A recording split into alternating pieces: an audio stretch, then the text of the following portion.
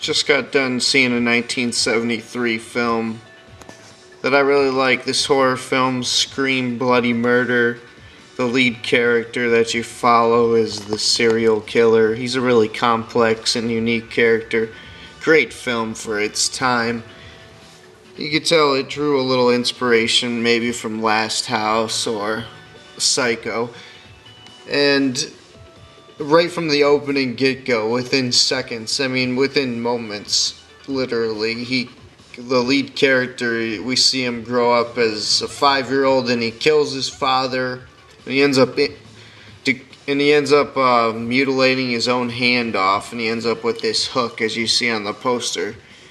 And he ends up doing that to get closer to his mom, but what happens is he gets sent to a psychiatric asylum, and he doesn't get released until he's 18, and then that's where the movie picks up, and he's released back into the care of his mom, and he's looking forward, and he's really happy of return and getting back to that relationship with his mom, and he finds out that she just married some dude, and then within the opening 10 minutes he kills that dude, and in the process he accidentally kills his mom.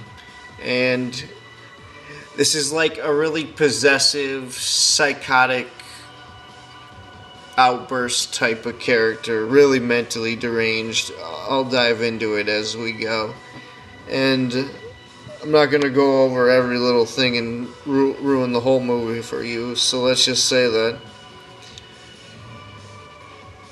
he has delusions of a controlling relationship, even though he has a distaste for sexual relations. You'll see if you actually see the movie. It's kind of complex, but not really. But after that, he kind of goes on a spree of killings, and you're like, wow, he already killed his parents. I mean, where do you go from this, and how do you ranch it up from this? And so, yeah, he goes on a spree of killings, like I said, and his tantrums really get old after a while, and it kind of lacks in the second act, and he ends up start torture porning this prostitute, and he stops answering his phone. And then he kidnaps her in the house, in this mansion, or this house that he kind of took over in this random town, and he kidnaps this prostitute, and it's like so reminiscent to like whatever happened to Baby Jane. And so overall I give it a B minus for its era.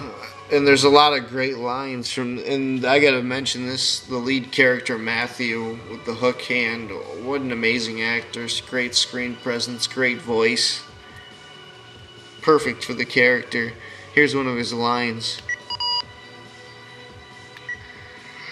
See what I do for you? I get groceries and clothes and art stuff and kill people. And do you appreciate it? No. B minus overall. I was recommended this by White Shadow 691. Thank you for that.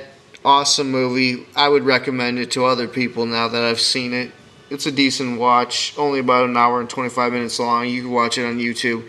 Anyway, the rest of this is going to be the ending for spoilers for people who've seen it. So if you haven't seen it, go and check it out. Alright, giving you a warning. Going to talk about the ending and spoil it in about 3 seconds here.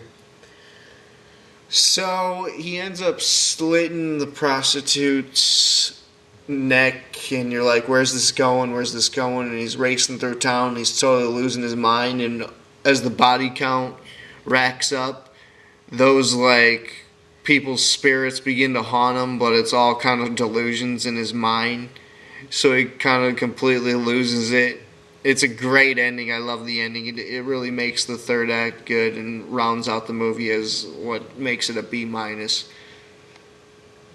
He ends up at the altar and ends up slitting himself and killing himself with a hook because he just totally loses it mentally, and it totally completely makes sense for his character and the movie and the story. Just great for its time. You don't really see movies with a killer this complex, especially this old. So yeah, Scream Bloody Murder 1973 review. This was JBM from Mr. Creepshow 9. I'm out. Thanks for watching.